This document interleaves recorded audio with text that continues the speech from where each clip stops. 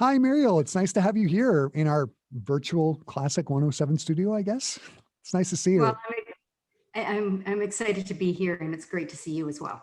hmm So last month, we had a couple of teachers from the Manitoba Registered Music Teachers Association talk to us, and we had some of the students who had done very well in the Winnipeg Music Festival. One of the teachers we spoke with was Valdine Anderson, and the other one was Leanne Hebert. And one of the subjects that came up was your book, A Century of Sound Connections, the Manitoba Registered Music Teachers Association, 1919 to 2019. It was a topic that I wanted to bear down more on and sort of hunker into the details of it. The first thing I'm going to ask is, how did the book come about? Um, the book came about because I had moved to Manitoba, and I joined the MRMTA as a member, and I knew that the centennial was coming up. And so I really felt, first of all, that we needed to we need to document the history of this organization. And to be perfectly frank, I did not want one of those Bill did this, Mary did that. I really wanted to show the impact of the association on culture. And then just a little preamble to that one is when I moved to Manitoba, and not being a Manitoban, I arrived in the city of Winnipeg, and I immediately joined a choir. And then I started listening and looking around the city, and there was this, I gotta just say, it was like eye-popping. The vocal Yeah. cultures of the city are eye-popping. And I thought, why? How did this happen? Yeah. When? Eye-popping meaning good, right? Yes. Amazing good. Yeah, yeah, yeah, Like, yeah. it was amazing. So I wanted to know how this happened. Like, everybody says, oh, Winnipeg's a great place to be from. And then they say, why'd you move here? So what happened was I decided to do a PhD. I did a PhD on the vocal cultures over the 20th century. Okay, so I did this research where I just spent 7 years talking to people, listening, digging in archives, and came up with a document. So when I went as part of the MRMTA, I felt that I could do justice to their history, even though I wasn't vocal. Yes, right. I mean, because there's so many other different disciplines, piano, strings, winds, etc. Yeah, Um, absolutely. so 1919 to 2019, it's 100 years, it's a century. It seems like such a massive undertaking. Where do you start? I mean, what kind of resources did you look into when you were doing research for the book? Was it Um, like festival programs and unused audio? Like, what kind of resources did you use? I did dig through all the festival stuff, but I also did that for my PhD. So there was a combination there. Then I interviewed quite a few people. I read newspapers, lots of newspapers, and I researched the volumes of archives on the MRMT that's held at the Archives of Manitoba. Oh, So I spent a lot of time reading and figuring out which angles to go on for this book. And I mean, I made choices. Somebody else would make different choices, but those are the choices I made. That's how we looked at it. so was it like I'm just sort of interested in what kinds of things they had at the archives. Was it a lot of ephemera, like a lot of pamphlets and that kind of thing, or was it old interview, like audio interviews? Like what kinds of things were at the archives Okay. that were The, available to you? the bulk of the bulk of the archives um, were minute meetings, like the minutes of all the meetings. Um, Okay, okay. the financial documents from the scholarships all the way through. So we had literally, I had about 80 years Oh wow. of that. Plus there were a lot of programs. So there was a lot of concert ephemera. There were some interviews. There were just a lot of photos. So there was a real array of information. And then for wherever I could and what I chose to use, I then went to secondary sources to back those up. Right. So I went to newspapers, I went back to the festival documents, I went through as far as I could reach, so that I had multiple sources backing these things. Mhm. So you've got everything compiled and you've got the information that you need. How did you go about organizing the book? Like, did you do it chronologically or did you focus on specific events like world wars and the depression? Like how did you go about organizing the book? I organized it chronologically because you can pretty well look at each decade and find something very important to speak about in the development. But I also wrote each chapter, even though they connect chronologically, I wrote each chapter as a standalone article read. So if you want to read about the Music 10s program of the 1990s, it's there in bulk. If you want to look at the scholarships, if you want to talk about the Brandon and Westman group, they're situated like that. And then of course I draw threads linking things, Mhm. linking the chapters. Does that make sense? Yeah, yeah, it does.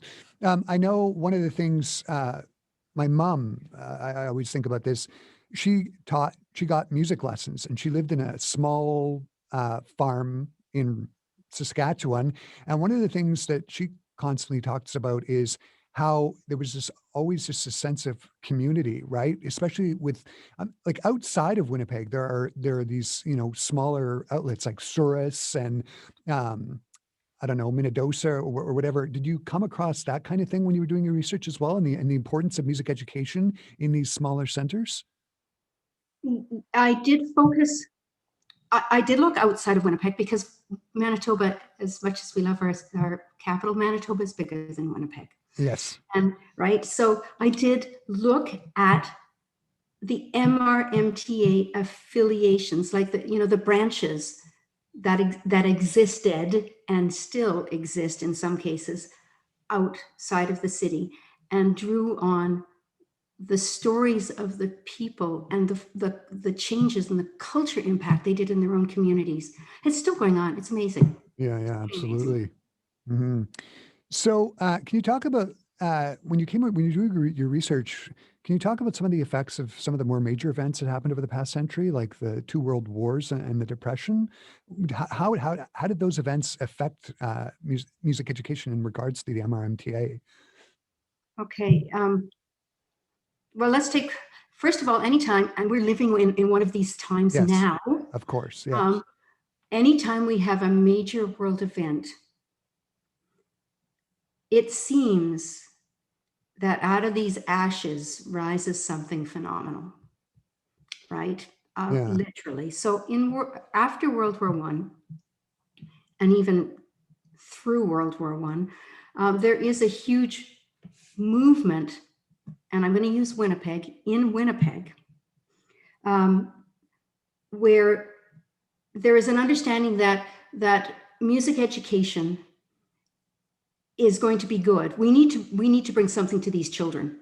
Like right. there's not a family that was not touched by World War One, right? Sure. Not another one at all. So we have the establishment of the MRMTA, who wanted to set up a music association that was based on a set of credentials, right? Professional credentials. This also at this time connects, of course, to labor movement. See how things really connect all together: labor movement, unions, professional associations. That was all big rise there. But Right. also there were progressive ideas in education, which for the first time was called student-centered. So there was a desire to establish music lessons and music education within schools. Of course. Yeah. Okay, but they knew, as in the people within the education system, knew that they just couldn't raise all these music educators overnight. So the Women's Musical Club and the MRMTA kind of work together to create this credit system. The school's credit system. What was it called? Options at one point, Right. so that you could have kids taking private lessons, and they would get a credit when they received a certain standard. Right. So that was driven after World War One by the Women's Musical Club, the MRMTA. And the funny, like if you want to talk about funny little stories, the head of the Women's Musical Club happened to be married to the deputy minister of Oh, education wow. at the time. Okay. And of course, the Women's Musical Club were filled with some of the music teachers as well Right. that were in the MRMTA. So you have this connection. Right. But I mean, it's funny. And they actually lived down the street at one, like their house was down the street when I lived in Winnipeg. Right. And I would walk by that and think, I wonder what their dinner conversations were like. Yeah. Right. Right. Right. Yeah. So we Fly had on the that. wall. Yeah. And then again, we have the festival rising. So the MRMTA, the Women's Music Club, the Men's Musical Club, of course. You know, you have this cross reference of music teachers that are doing things civically. They get together and they start the Winnipeg Music Festival because we need to bring culture into the lives of children. Right. And music is, this is literally a quote. We need to bring this culture into the lives of music, our lives of children. And this is really super important. So the Winnipeg Music Festival starts. Who's going to support that? The teachers, the schools, the options programs, right? Everything comes together. And of course, being the first festival in Western Canada, it was the impetus of this huge chain. Right. Of, You know, of, we have of events. Yeah, Mhm. it was amazing. So, you want to talk about depression? Yeah. Okay. Okay. Yeah. Actually, yeah. I mean, let's talk briefly touch on the effect that the depression had. Depression. Okay. So, the depression affected. This is a great little story, and it goes to show you about growing pains in the MRMTA. They were first of all, very, very protective of this credential system that they put in place, because I mean, this is how you build organizations and standards, right? So the depression hit everyone, but it also really affected gigging musicians who were not part of the MRMTA. So the gigging musicians really lost jobs. There was not the same amount of cinemas. There weren't the clubs. So like, things just died, right? So these people wanted to start teaching beginners, basically. Right. So this is going on in one part of the city. And in the other side of the city, we have this idea of student-centered music going on. And so the MRMTA goes to the schools and say, hey, we can bring in 2 programs to your after-school club kind of programs. We can do the Melody Way, which is actually learning piano in a classroom situation on paper keyboards. Oh, wow. Yeah, and this was an American program that they brought. And the Maidstone movement came from England, and that was a violin program. Okay, so they had these various clubs around the school, and they were then sending things to parents like advertising. And the reality is you're going to do this, and kids that get super interested are then going to take private lessons. And those private lessons are going to be funneled to the MRMTA teachers. So, but the gigging musicians got upset. And there was a 2-month public argument played out in the Free Press in letters to the editor over this event. Yes, because the teachers that were teaching in the schools were actually the senior students of the MRMTA teachers. So they couldn't say that they were registered. So this all played out in the press, and the group of musicians that wanted to be part of this and were pushed out formed their own association, teaching association. And we see that there's only one in Manitoba now for music. Right. But that I see, that's the dirt, right? That's what the depression brought about in this case. There was a protectionism. There was the need to keep your jobs. You know, we were taking care of our own. And that might not have been a good thing, but I really see that as a growing pains thing in the growth of the MRMTA, right? But it also brought out this desire to teach in school. Like we needed this music in school. So was there anything, sorry, in your research, was there anything that like completely blew you away that you just didn't think about? Or like narrowing it down 100 years, was there one thing that you thought that it was just so amazing, one particular thing? Hmm. Okay. Yeah. Well, I think there's a there. I can't narrow it down to one, but there was. Can I kind of do two little things? Yeah, sure, sure. First of all, being not from Manitoba or Winnipeg, I didn't come with some of the preconceived notions about an association, right? Which it could be really positive, but it also it didn't give me the eyes to see what was in front of me immediately. Like I learned so much about people, and people that I gained so much respect. I Yeah. think that's the big overall picture. The single most amazing thing that I see in this period was in the 1990s. Okay, I made myself some notes here Yeah. because I would hate to mess up. So what happened in the 1990s really was a lady called Verna Ross who started teaching kinder music at one point, but she wanted to bring this program to inner city daycares. And it was not affordable for inner city daycare. So she developed her own called Music Towns. And it ran for 27 years in 10 inner city daycares. But the amazing thing, that the connection with that is they needed funding. They joined hand in hand with Variety, the children's charity, and another, oh, the name escapes me. Marge Lebrun, another music teacher. She started Pianothon or Musicathon. We all know what Musicathon is today, Yeah, right? right. Well, they Yeah. started Musicathon in order to support Variety, to support Music Towns programs. Uh, Okay, so from 1990 to 2017, MRMTA, the students of MRMTA teachers raised over $204,000 in support of these programs. wow. That is a wow, because it goes to show you that music is a community mindedness, and we're raising our children as teachers of the MRMTA. We're raising our students to think community minded. And I think, to me, that's a wow. Absolutely. Um, Looking ahead, what impact do you see the pandemic having on the MRMTA? Like, where do you see the Manitoba Registered Music Teachers Association in the decades after COVID? Well, it's been awful, hasn't it? Like let's register that right now on the table. Yeah, It's been awful. it's been But less than ideal. yeah. But I do feel that the pandemic has opened up new doors, right? Really new doors for creativity and teaching. Like technology actually has been our friend.